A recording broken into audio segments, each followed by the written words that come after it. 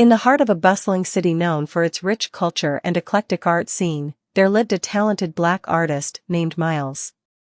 He was a young man in his late 20s, with a quiet demeanor, his thick hands expertly wielding brushes and chisels. From the outside, nothing about him screamed art world prodigy. He lived in a modest apartment in the city's bohemian district, surrounded by canvases, sculptures, and the clutter of his creative process. Though his works were deeply original and filled with striking emotional depth, they went unnoticed by the elite circles of the art world. For years, Miles had been trying to get his art seen, sending his portfolio to galleries, seeking any opportunity that could push his career forward. But time and time again, he was rejected. The famous galleries didn't have time for an artist who wasn't already recognized, and the art world's gatekeepers were always on the lookout for the next trend. Unfortunately, Miles' artwork, powerful yet raw, was often considered too unpolished, too raw, too emotional for the sterile, market-driven world of high-end art. In his humble studio, Miles worked tirelessly, refining his technique, pouring his soul into every brushstroke and every chisel's touch. His paintings were often abstract, with layers of color that told stories of struggle, love, and resilience. His sculptures, too, were bold, expressive, capturing the human form in motion, the tension between vulnerability and strength. But despite his skill and originality, the world didn't seem ready for his art. That morning, Miles woke up to a new email notification. Another rejection letter, this one from one of the city's most prestigious galleries. He stared at the email for a moment, the familiar sting of disappointment creeping over him. Thank you for submitting your portfolio, but we regret to inform you that we will not be featuring your work at this time. We wish you the best of luck in your artistic journey. He sighed, closing his laptop. The email was just one of many he had received over the years. It was a routine disappointment he had grown accustomed to. But today, something inside him shifted. He was tired of waiting for someone to give him a chance. He was tired of being told that his art wasn't commercial enough or that it didn't fit the current trends. He knew that what he created had value, even if the world didn't recognize it yet. Miles had heard whispers of a renowned gallery owner, Richard Cole, who had made a name for himself in the art world. Richard's gallery was known for representing some of the most prestigious artists in the industry, and it was said that being featured there was a guaranteed ticket to success. The thought of showing his work at Richard's gallery had always seemed like an impossible dream, but that morning, it felt like the only chance left. With newfound determination, Miles decided to visit Richard's gallery in person. He packed up a few of his pieces and made his way downtown, the canvas of his best abstract work tucked under his arm. As he entered the gallery, the striking modern design of the space filled him with a mix of awe and nervousness. The polished white walls, the gleaming floor, and the carefully curated collection of high-end art made it clear that this was a world he wasn't yet a part of. At the front desk, a well-dressed receptionist greeted him with a polite smile. "How may I help you?" she asked.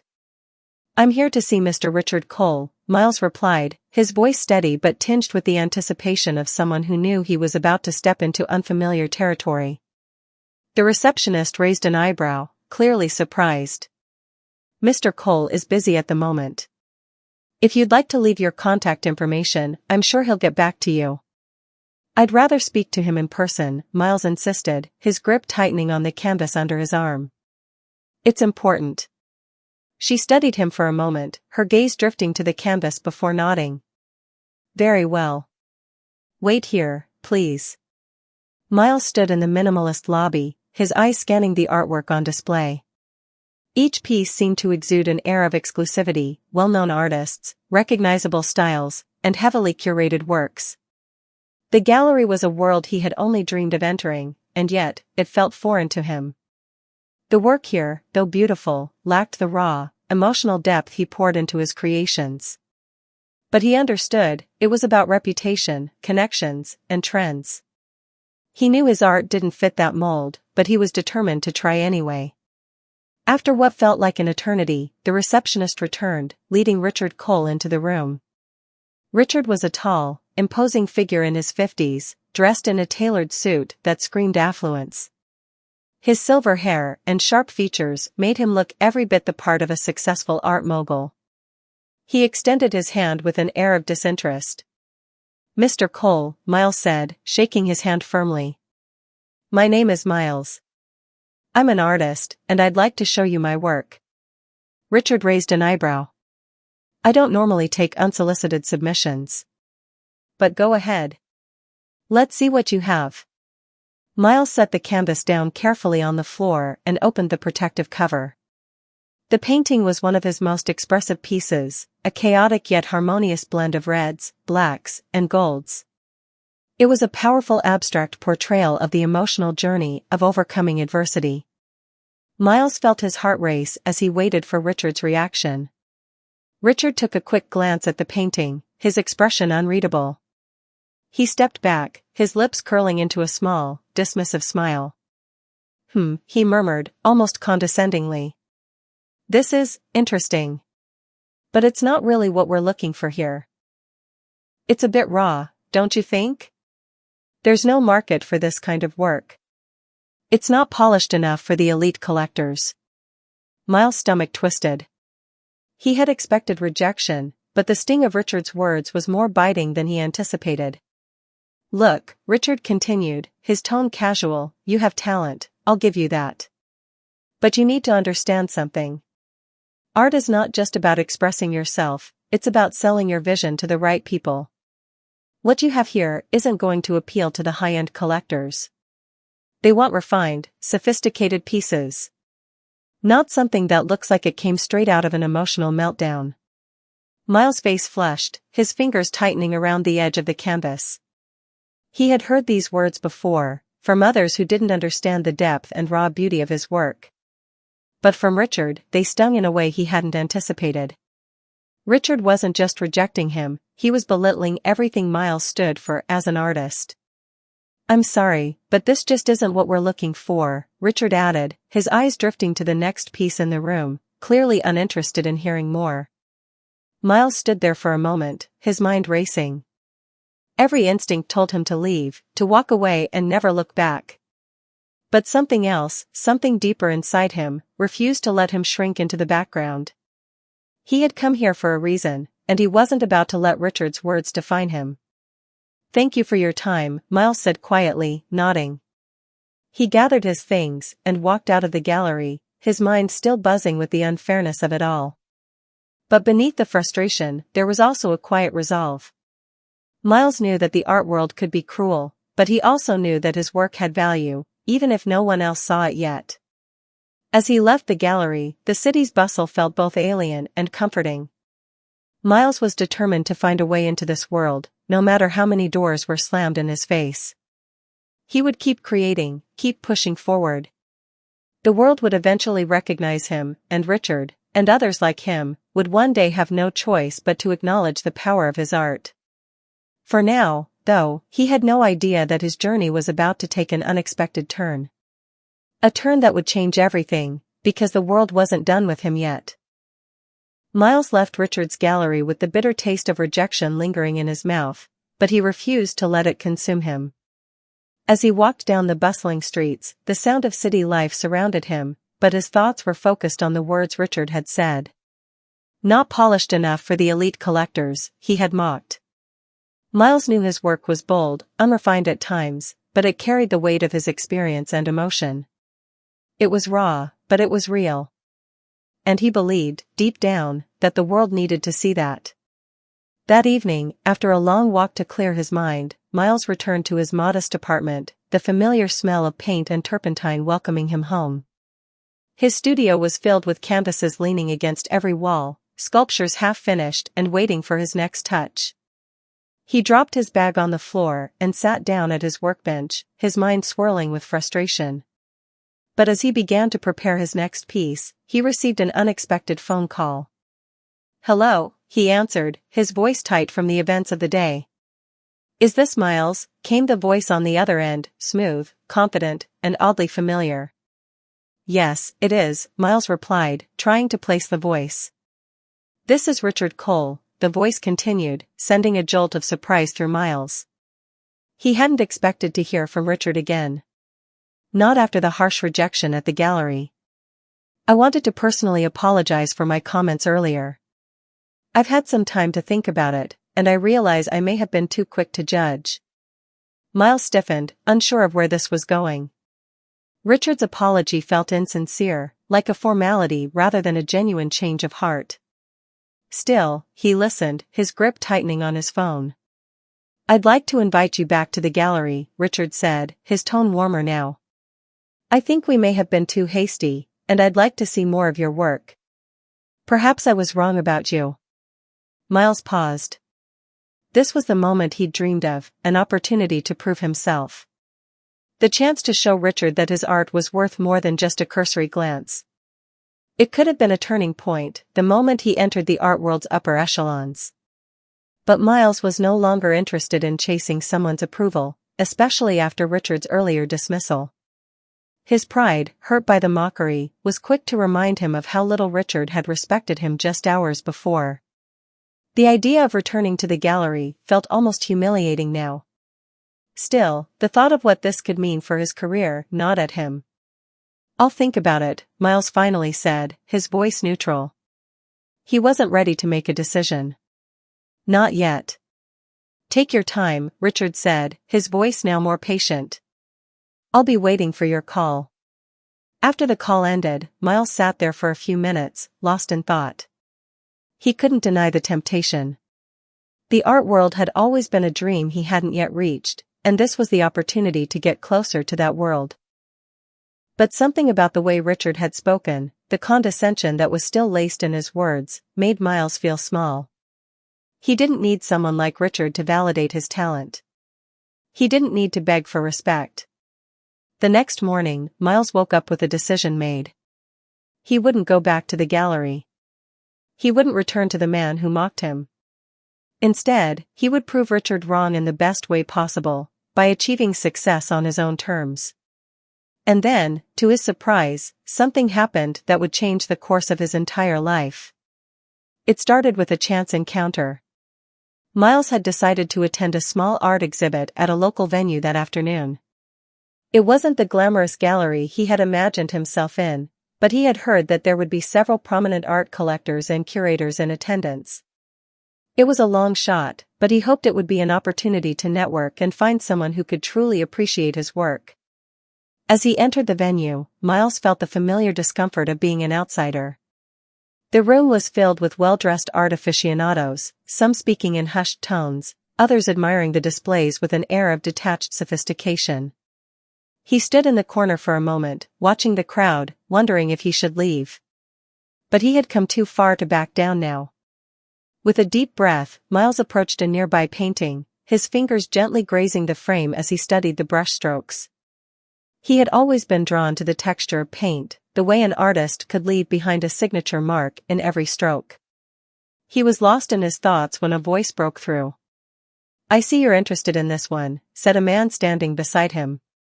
He was dressed in a sharp suit, his glasses perched on his nose as he regarded Miles with an analytical gaze. Miles glanced over, expecting to see the usual dismissive look that so many art critics had. But instead, there was a genuine curiosity in the man's eyes. The man extended a hand.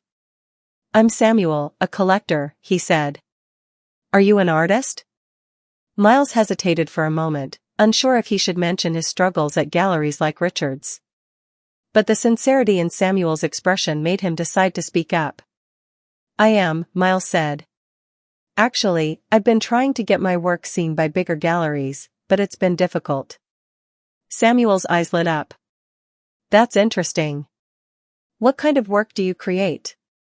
Miles smiled. It felt good to talk about his art, without judgment. "I work in both painting and sculpture," he said, his voice growing more confident. "My pieces tend to be abstract, emotional, with a lot of bold colors and textures. They're about strength and struggle, things that aren't always easy to see." Samuel nodded thoughtfully. "I like that. I believe art should be about emotion, not just aesthetic value. You know, a lot of collectors these days want something more than just a pretty picture. They want something that challenges them, makes them feel." Miles wasn't sure if Samuel was just being polite, but he appreciated the words. It had been so long since anyone had truly listened to him. After a few moments, Samuel looked around the room and then leaned closer. "Would you be interested in showing your work?" he asked quietly. "I know a few people who might be interested in your pieces. If you have any to show, I'd love to see them." Miles' heart skipped a beat. Could this be the break he had been waiting for? Could this be the opportunity that would change everything? "Of course," Miles said, a smile tugging at the corners of his lips. "I'd be happy to show you some of my work." As the two exchanged contact information, Miles couldn't help but feel the weight of Richard's earlier rejection slip further from his thoughts. Here, in this modest corner of the art world, was someone who saw value in what he did. Someone who didn't mock or dismiss him based on superficial standards, but who appreciated the true heart of his creations. For the first time in a long while, Miles felt like he was on the right path. The following weeks flew by in a blur. Miles had taken Samuel's offer seriously, and soon he found himself busy curating a small collection of his best work for a private viewing.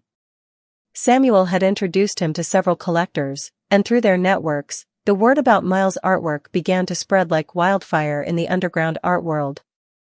Miles' works were unconventional, raw, and deeply emotional, resonating with a new wave of art enthusiasts who sought something more than the polished, market-driven pieces that saturated the galleries. But the real surprise came when Miles received an invitation to meet with an art historian named Dr. Evelyn Stone, a respected figure in the academic and museum world. Samuel had suggested that she might have an interest in his work, and although Miles was nervous, he knew that this could be an opportunity to have his art validated in a way he had never experienced before. Dr. Stone was a woman in her mid-50s, with sharp features and an air of quiet intensity that made her appear both intimidating and deeply thoughtful. She had studied art history for decades, and her research had led to the discovery of many forgotten artists whose works had been dismissed for one reason or another, just as Miles had been. The invitation to meet with her filled him with both excitement and trepidation. He hoped, more than anything, that she would see what others had missed, the depth, the power, and the unique quality of his work. They met in a small, private gallery where Dr. Stone had arranged to see his pieces in a more intimate setting. Miles, carrying a few of his most cherished works, arrived early, his hands shaking slightly as he set up the display.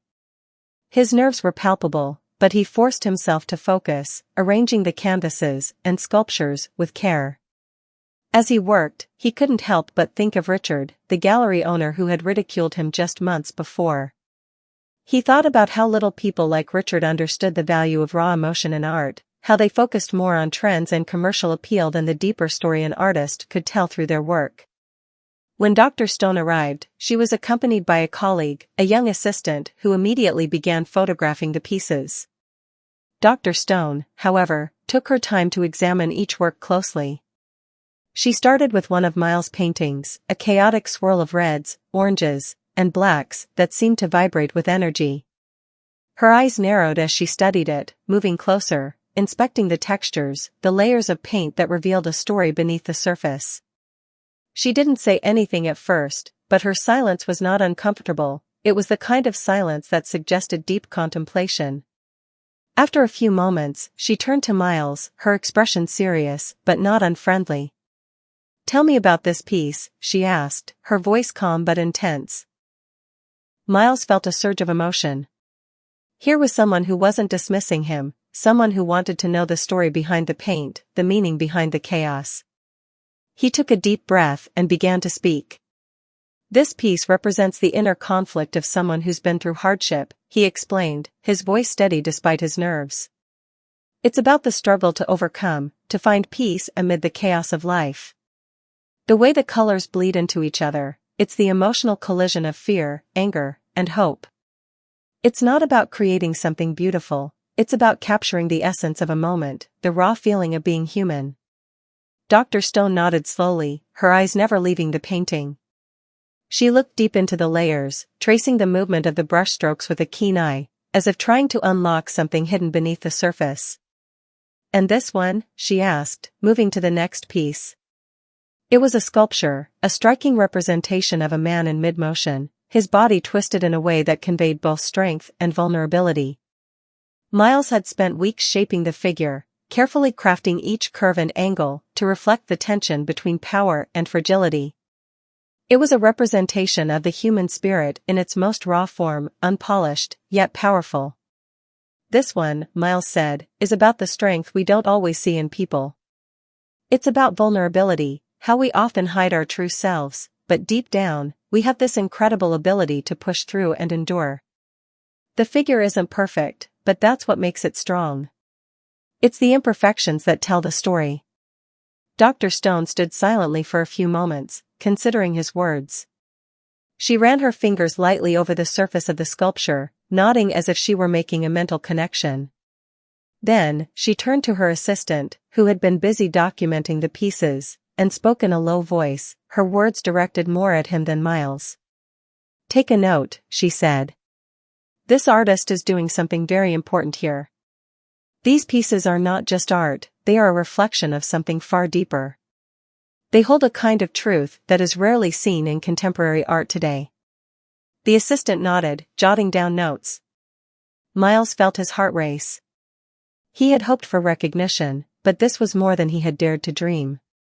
Dr. Stone wasn't just appreciating the surface of his work, she was understanding its essence. She was seeing what had been hidden from everyone else. "I'm intrigued," Dr. Stone said, stepping back and looking at him with newfound respect. "Your work doesn't follow the trends, and that's what makes it so compelling. There's something in your pieces, something primal, that speaks to the deeper currents of human emotion. I think you've tapped into something very rare." Miles felt a surge of validation, something he had longed for in the back of his mind. After years of rejection, of being told his work wasn't good enough. The weeks following his meeting with Dr. Evelyn Stone were nothing short of a whirlwind. Miles found himself navigating a newfound world of high-profile art shows, private collectors, and curators who were all eager to see more of his work. His initial skepticism about breaking into the art scene quickly faded as he realized that people weren't just appreciating his art, they were embracing it. It was a surreal experience, one that felt like a dream he'd been chasing for years. The most significant moment came when Dr. Stone helped him secure a partnership with a prestigious art dealer, Maxwell Art Investments. This was no small feat. Maxwell was known for handling only the most exclusive artists, ones whose works could command astronomical prices. To be offered a partnership with such a powerful player in the art world was something few could ever claim. But for Miles, it felt like everything he had worked for, every rejection, every doubting glance from Richard, had finally led him here. One afternoon, Miles stood in the high-rise offices of Maxwell Art Investments, feeling a strange mix of excitement and anxiety. The sleek, modern building was a far cry from his modest apartment and the quiet studio where he had spent countless hours working in isolation. The polished wooden floors, the minimalist artwork on the walls, and the hushed conversations of well-dressed professionals all seemed to emphasize just how far he had come. He was introduced to Maxwell, the man himself. At first glance, Maxwell was exactly what Miles had imagined, a tall, sharply dressed man with a commanding presence. His slicked-back hair and carefully trimmed beard gave him the appearance of someone who had been in control of his world for decades. He welcomed Miles with a handshake that was firm, almost calculated, and a smile that didn't quite reach his eyes. "Mr. Miles, it's a pleasure to meet you," Maxwell said, his voice smooth, but with an edge that suggested he was a man who got what he wanted. "I've been following your progress with great interest. Dr. Stone speaks highly of your work." Miles returned the handshake, trying to ignore the flutter of nerves in his stomach. "Thank you. I've been working hard to perfect my pieces." "You're more than just working hard," Maxwell said, his eyes narrowing slightly as he gestured for Miles to sit. "Your work speaks for itself. It's raw, powerful, and it resonates in a way that's rare these days. That's exactly the kind of artist we like to represent." Miles sat down, trying to steady his breathing. This was it, his moment. Maxwell didn't seem interested in the traditional, polished pieces that galleries usually clamored for. He was intrigued by the emotion, the story, the primal energy that Miles had poured into his art. This was the validation he had sought for so long, and it felt surreal. "We've got a proposal for you," Maxwell continued, pulling out a sleek, black folder. "We're prepared to offer you a deal that will put your work in front of the right people. You'll be represented exclusively by us, which means we'll handle everything: exhibitions, auctions, collectors. We'll make sure your pieces find the homes they deserve." Miles' heart raced. It was everything he had ever wanted. The idea of his art being showcased in major galleries, bought by influential collectors, and even being featured in museums felt like a dream. But as Maxwell spoke, Miles began to feel the weight of the deal. This wasn't just about selling art, it was about losing a part of himself. "I appreciate the offer," Miles said, his voice steady but thoughtful. "But I need to know what that really means for my work. Will I still have control over the direction it takes? Over the exhibitions and how it's presented?" Maxwell leaned back in his chair, his expression unreadable. "Of course. We respect the artist's vision. But we also know that in this business, we need to make strategic decisions. The art world is competitive, and sometimes, to succeed, you need to be willing to compromise." Miles frowned slightly, sensing the subtle implication in Maxwell's words. It wasn't just about representing his art, it was about managing it, shaping it into something that could be sold to the highest bidder. He knew that every artist had to balance their creative freedom with the realities of the market, but something about Maxwell's approach didn't sit right with him. "I understand the business side," Miles said carefully. "But I'm not just selling pieces to make a profit. My art means something to me. It's not just a commodity." Maxwell raised an eyebrow, clearly intrigued by Miles' response. "You're passionate, I'll give you that. But you must understand, Miles, that in the world we're operating in, passion alone won't pay the bills. You need to be prepared for what's coming. There's a certain ruthlessness to this industry. But don't worry. We'll guide you through it." Miles took a deep breath, considering his options. He could see the potential, an opportunity to reach a global audience, to share his work with people who would truly appreciate it. But at what cost? The more Maxwell spoke, the more Miles realized that his art, the raw, emotional core of it, might be lost in the shuffle of business dealings and high-stakes auctions. "I'll need time to think about it," Miles said, trying to mask the unease that had begun to settle in his chest. Maxwell smiled, a hint of amusement in his eyes. "Take all the time you need. But I'm confident you'll make the right decision." As Miles left Maxwell's office that day, he couldn't shake the feeling that he was standing at a crossroads. He had come so far, from being mocked by Richard to now being courted by one of the biggest names in the art world. But the price of success was starting to feel higher than he had anticipated. He had worked too hard to build something that was uniquely his, something that carried his story, his struggles, his soul. The idea of compromising that to fit a marketable mold was beginning to feel like a betrayal. Miles knew he needed to make a choice, and the more he thought about it, the more he realized that he had to follow his own path, not someone else's. The world of art was filled with opportunity, but it was also filled with temptation. He had to decide whether he would stay true to himself, or if he would let the industry shape him into something he wasn't. The days that followed his meeting with Maxwell were filled with restless nights and anxious mornings. Miles couldn't shake the feeling that the art world he was stepping into wasn't what he had imagined. It was all too polished, too calculated, and he was beginning to see the cracks in the surface.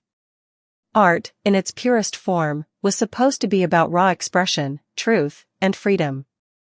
But the more he thought about the deal Maxwell had offered, the more it felt like he was being asked to sacrifice those very ideals. The phone calls, emails, and invitations kept coming in, more collectors, more shows, more opportunities. But none of it felt right. Despite the allure of fame, wealth, and recognition, Miles couldn't ignore the nagging voice in his head that told him he was losing touch with why he started creating art in the first place. Every conversation he had with Dr. Stone, Samuel, or the other curators and collectors made him feel like he was a step closer to something important, but there was an underlying pressure that made him question everything. Late one night, after finishing a new piece that had consumed him for days, Miles sat alone in his studio, staring at the canvas before him. The bold swirls of colors, the jagged brushstrokes, it felt like everything he had worked toward had culminated in this one chaotic piece.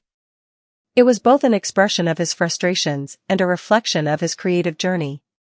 He knew this was the type of work he was meant to make, the kind of art that was imperfect, raw, and undeniably powerful. But what if that wasn't enough? What if the world he was trying to break into didn't care for the truth that his art spoke? The weight of the decision pressed heavily on him. He had to choose between the offer of a lifetime and staying true to himself. The gallery world, the collectors, and the money, they all seemed so tempting. But the more he thought about it, the clearer it became. Selling his soul for success, for fame, wasn't the answer. He picked up his phone and called Dr. Stone. "I've been thinking about the offer," Miles said, his voice firm despite the doubt that lingered in his mind. "I've come to a decision." "I thought you might be," Dr. Stone replied, her tone gentle but understanding. "I'm glad you're taking your time. This is a big step, and you don't have to rush into anything."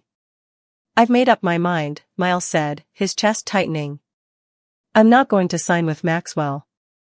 "I can't." There was a long pause before Dr. Stone responded. "Are you sure?" "It's a huge opportunity, Miles. You'd be in the company of the most influential collectors and galleries. Your work could be displayed in major museums. This is what so many artists dream of." "I know," Miles replied, his voice steady. "But that's just it, Evelyn. It's a dream that isn't mine. It's a dream that someone else has built, and I can't live in it.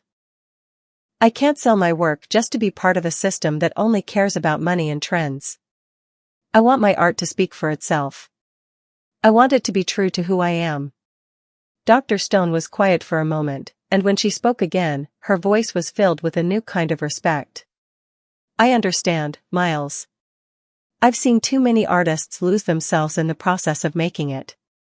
The pressure to conform, to be marketable, can drown out the very essence of what makes an artist unique. But you're right, you have something special. You don't need to compromise that." "Thank you for understanding," Miles said, a wave of relief washing over him. "I want to build something that lasts, something that comes from within. Not just something that's sold for a price tag." "I think you're making the right choice," Dr. Stone said with conviction. "If you stay true to yourself, the right people will find you. The art world is changing, Miles. There are still spaces for those who refuse to conform." With those words, Miles felt a weight lift from his shoulders. He had made the right choice. He had chosen authenticity over fame, truth over money. It wasn't going to be easy, but he wasn't afraid anymore. For the first time in his life, he felt like he was exactly where he needed to be, on his own path, creating art that reflected who he truly was. The next day, he contacted Maxwell's office and politely declined the offer. He thanked the art dealer for his interest, but made it clear that he wasn't interested in compromising his vision for commercial success. He knew the decision might cost him, perhaps the chance at a wider audience or financial security, but in his heart, he knew he would never be happy living a lie. The days that followed were a blur of uncertainty, but also an exhilarating sense of freedom. Miles continued to work on his art, focusing on the process rather than the outcome. He didn't need a gallery or a collector to tell him his work was worth something. He knew that now. His art was valuable because it came from a place of honesty, and that was more than enough. As he worked on a new sculpture, a figure of a man reaching for the sky, his limbs outstretched in a gesture of defiance and hope, Miles thought about all the people who had doubted him. Richard, who had mocked him for his raw, unpolished pieces, Maxwell, who saw only profit in his work, and all the others who had told him he needed to change in order to succeed. But now, Miles understood something important: success wasn't about fitting in. It was about staying true to who you were and letting the world see that authenticity. His journey hadn't been easy, but it had been worth it. He was ready to face whatever came next, on his own terms. I can't sell my work just to be part of a system that only cares about money and trends. I want my art to speak for itself. I want it to be true to who I am. Dr. Stone was quiet for a moment, and when she spoke again, her voice was filled with a new kind of respect. I understand, Miles. I've seen too many artists lose themselves in the process of making it. The pressure to conform, to be marketable, can drown out the very essence of what makes an artist unique. But you're right, you have something special. You don't need to compromise that. Thank you for understanding, Miles said, a wave of relief washing over him. I want to build something that lasts, something that comes from within. Not just something that's sold for a price tag. I think you're making the right choice, Dr. Stone said with conviction. If you stay true to yourself, the right people will find you. The art world is changing, Miles. There are still spaces for those who refuse to conform. With those words, Miles felt a weight lift from his shoulders. He had made the right choice. He had chosen authenticity over fame, truth over money. It wasn't going to be easy, but he wasn't afraid anymore. For the first time in his life, he felt like he was exactly where he needed to be, on his own path, creating art that reflected who he truly was. The next day, he contacted Maxwell's office and politely declined the offer. He thanked the art dealer for his interest, but made it clear that he wasn't interested in compromising his vision for commercial success. He knew the decision might cost him, perhaps the chance at a wider audience or financial security, but in his heart, he knew he would never be happy living a lie. The days that followed were a blur of uncertainty, but also an exhilarating sense of freedom. Miles continued to work on his art, focusing on the process rather than the outcome. He didn't need a gallery or a collector to tell him his work was worth something. He knew that now. His art was valuable because it came from a place of honesty, and that was more than enough. As he worked on a new sculpture, a figure of a man reaching for the sky, his limbs outstretched in a gesture of defiance and hope, Miles thought about all the people who had doubted him. Richard, who had mocked him for his raw, unpolished pieces, Maxwell, who saw only profit in his work, and all the others who had told him he needed to change in order to succeed. But now, Miles understood something important: success wasn't about fitting in. It was about staying true to who you were and letting the world see that authenticity. His journey hadn't been easy, but it had been worth it. He was ready to face whatever came next, on his own terms. Months passed, and with every passing day, Miles felt more and more at peace with his decision. His art was evolving, and he was no longer bound by the expectations of the commercial art world. Without the pressure of trying to please gallery owners and collectors, Miles found a new sense of creative freedom. The pieces he worked on became more intricate, more personal. They weren't designed for a market, they were pieces of his soul, expressions of everything he had lived through, and everything he had yet to experience. But even though Miles had found his footing in his art, the real world of galleries, collectors, and curators was never far from his mind. It would have been easy to sink into obscurity, to simply exist within his own bubble of creation. But he knew deep down that art was meant to be shared. His work had a message, a power, and he wanted it to reach others. He wanted people to see it, to feel it.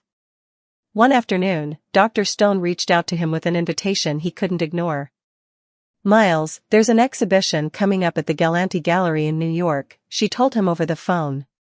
"It's an exclusive event, only a few artists are being selected, but I've spoken to the curators, and they're very interested in your work." Miles' heart skipped a beat. This was it. The opportunity he had been waiting for.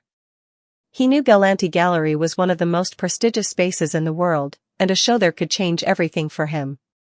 It was a chance for his art to be seen by the kind of people who truly understood what he was trying to say. It was the validation he hadn't sought, but now that it was within reach, it felt like a powerful affirmation of everything he had fought for.